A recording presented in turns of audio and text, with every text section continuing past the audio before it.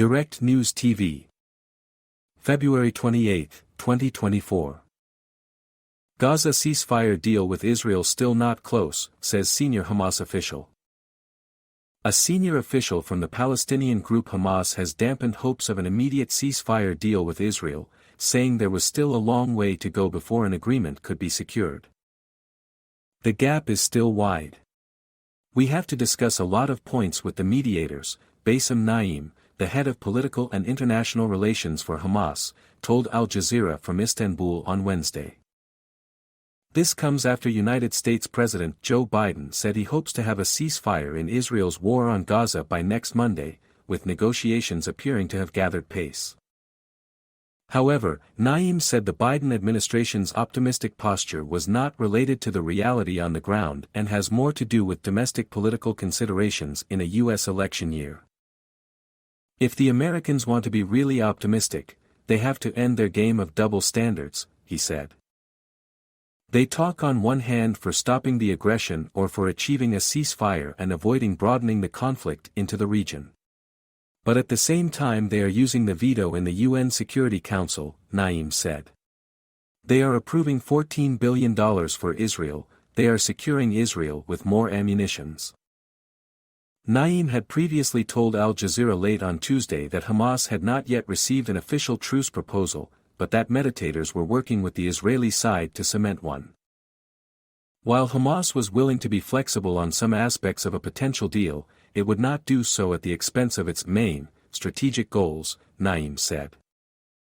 He said the Palestinian group's non-negotiable demands include a final and total ceasefire, and not just a humanitarian pause, the total withdrawal of Israeli forces from Gaza, and freedom of movement for Palestinians within Gaza. Naim said Hamas was willing to be flexible on the timing and sequencing of its demands, as long as the total ceasefire begins on day one of the implementation of any agreement. Space for flexibility. With regards to the exchange of prisoners and captives and plans for Gaza's reconstruction, there is some space for flexibility, Naim added. Hamas has shown great flexibility from the beginning to achieve a ceasefire because we know every added day to this slaughter means 100 to 150 more Palestinian civilians killed, the official said. People in the northern part of Gaza are dying because of starvation. We know exactly what this means. Our families are still there. Naim said Hamas is also seeking guarantors such as Egypt, Qatar, Turkey, the United Nations, the US and Russia to ensure and verify that any deal is upheld by Israel. Meanwhile on Wednesday, Hamas chief Ismail Haniyeh said that the group was ready to continue fighting if necessary, even if it showed flexibility in its negotiations with Israel. Speaking from Beirut, he called on the Iran-led political and military coalition known as the Axis of Resistance to step up its support for Gaza through political leverage, money and weapons. It is the duty of the Arab and Islamic nations to take the initiative to break the starvation conspiracy in Gaza, Haniyeh said, referring to what Palestinians say appears to be a deliberate policy by Israel to deny them food by blocking humanitarian aid from getting into Gaza. Haniyeh added that Israel is committing the worst atrocities known to humanity, including the extermination and displacement of civilians, and that any flexibility shown in negotiating with Israel must be matched by his group's willingness to defend the Palestinian people.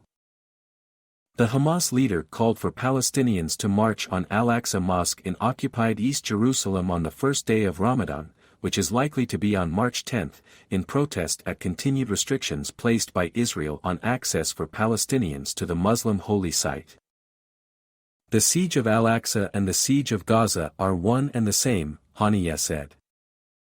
Since October 7, Israel's war on Gaza has killed nearly 30,000 people, most of them women and children, and displaced most of the population of the besieged strip.